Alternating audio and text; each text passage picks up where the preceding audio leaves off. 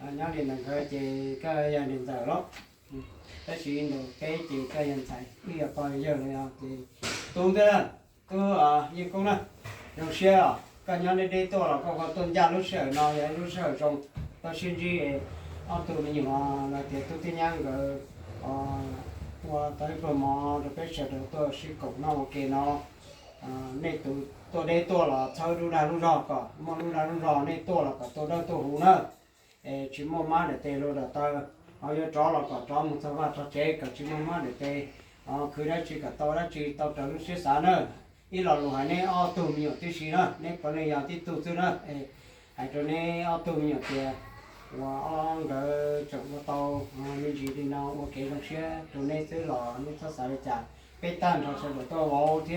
giải nữa nên được tí xí đó nên giờ tụi nhau nó tiền đó xí nên có tôi papa nó họ tiền to nó to họ cái trong nó trong nó đi vào nên nó ấy nó nên thì